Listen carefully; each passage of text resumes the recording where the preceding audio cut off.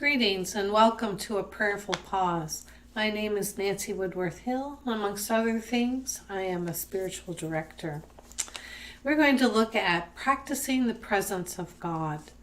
This is associated with Brother Lawrence. He lived in the 1600s. He was a lay brother at a monastery in Paris. And his task was the kitchen work. And he learned how to turn the peeling of carrots and potatoes and chopping them and all of his kitchen tasks into prayer. So, what do? First, I had a quote from him. It is a great delusion to think that the times of prayer ought to differ from other times, that we are as strictly obliged to adhere to God by action in the time of action as by prayer in the season of prayer.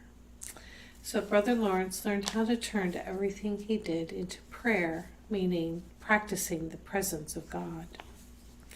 So what do? Take a breath, center yourself, and become aware of God's presence that is all around us. Choose some small task to begin with. It could be something like answering the phone, saying, Lord, I am here. Help me. Listen. A task that I chose many years ago was washing dishes. It was not my favorite chore, but I have learned how to turn it into something that is really quite exquisite.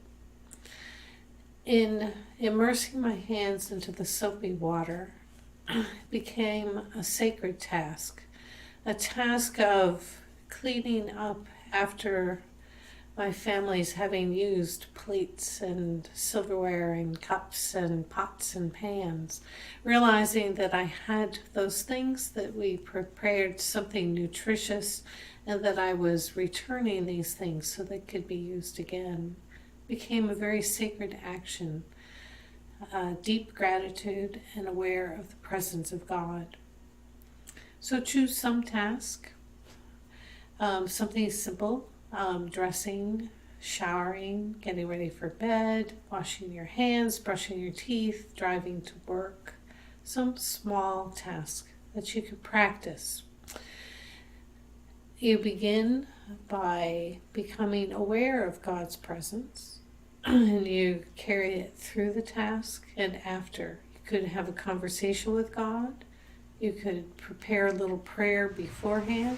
You could become aware that something like, I'm here, thank you, or I'm sorry, or wow, or even help me. One can practice this also around interruptions. Jesus actually did some of his most gracious healings as he was interrupted. If you choose to try this for a whole day, I'm certain, as I have, that you will wander. It's okay. Just merely bring yourself back to awareness of this presence of God. As C.S. Lewis has said, we may ignore, but we can nowhere evade the presence of God. The world is crowded with him.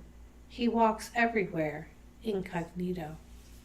And so this practicing the presence of God is like being able to see God and be aware of God's presence through the small tasks, even the large tasks of one's day. Peace be with you.